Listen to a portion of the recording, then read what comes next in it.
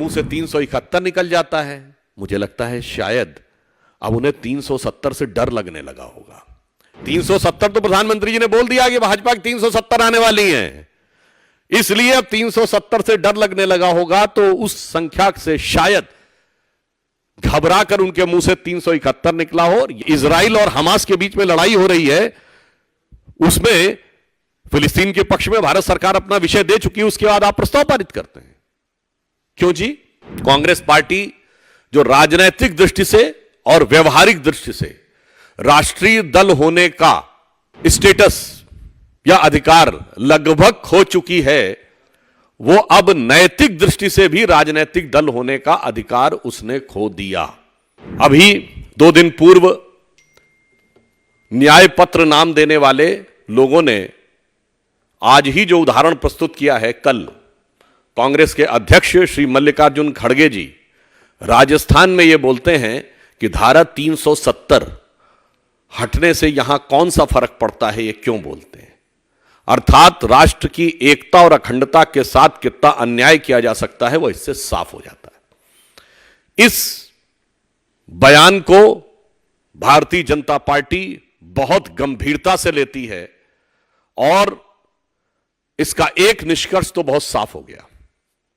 Congress party जो राजनीतिक दृष्टि से और व्यवहारिक दृष्टि से राष्ट्रीय दल होने का स्टेटस या अधिकार लगभग खो चुकी है, वो अब नैतिक दृष्टि से भी राजनीतिक दल होने का अधिकार उसने खो दिया।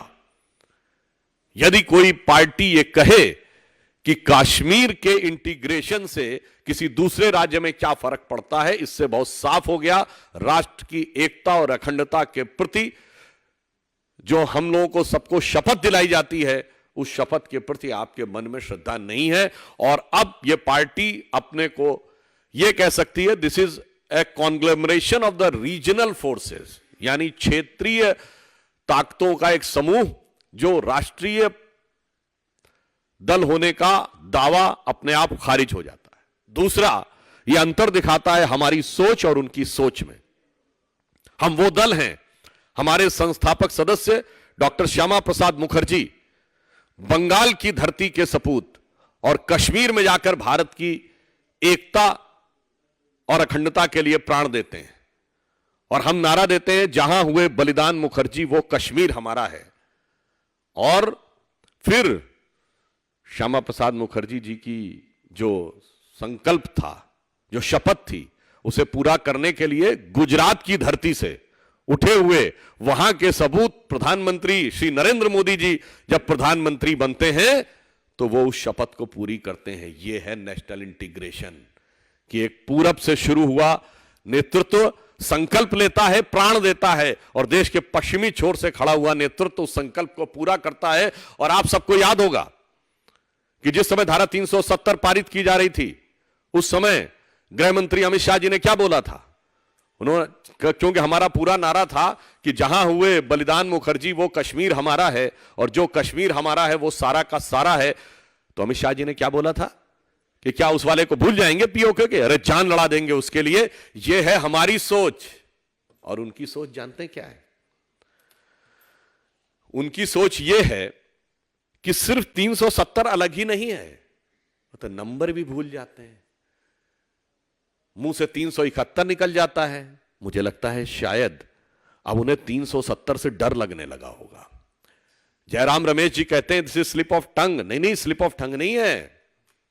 370 तो प्रधानमंत्री जी ने बोल दिया कि भाजपा की 370 आने वाली हैं, इसलिए अब 370 से डर लगने लगा होगा। तो उस संख्या से शायद घबरा कर उनके मुंह से 371 निकला हो, या फिर यह इनके चरित्र को दर्शाता है कि 370 के प्रति इनके मन में क्या भाव बैठा है। परंतु मैं कांग्रेस पार्टी से पूछना चाहता हूं, यदि कश्मीर से कोई फर्क नहीं पड़ता है किसी दूसरे राज्य में, भारत को तो इतना पृथक पृथक करके देखना है। और दूसरी तरफ मैं कांग्रेस पार्टी से पूछना चाहता हूं, हमास के समर्थन में प्रस्ताव पारित करते हैं, मतलब इजराइल और हमास के बीच में लड़ाई हो रही है, उसमें फिलिस्तीन के पक्ष में भारत सरकार अपना विषय दे चुकी है, उसके बाद आप प्रस्ताव पारित करते हैं। क्यों जी? मैं स्पष्ट पूछना चाहता हूं। उसके बाद प्रियंका गांधी जी उस पर ट्वीट करती हैं, सोनिया गांधी जी आर्टिकल लिखती हैं, हमास के समर्थन में रैली होती है केरल में, बुरहानपुर में हमास के समर्थन में नारे लगते हैं। बहुत साफ है रणनीति। भारत को तो क्षेत्र, जाति, भाषा, राज्य में तोड़ के रखना है और किन्हीं दूसरी शक्तियों को देश के पार हमास तक जोड़ के रखना है। कांग्रेस पार्टी जवाब दे कि अगर उनका दिल इतना धड़कता है कि वो हमास के पक्ष में बयान देते हैं और फिर कहते हैं कि धारा 370 से उनका कोई लेना देना नहीं है या उससे कोई फर्क नहीं पड़ता, ये कांग्रेस के असली चरित्र को दिखा देता है।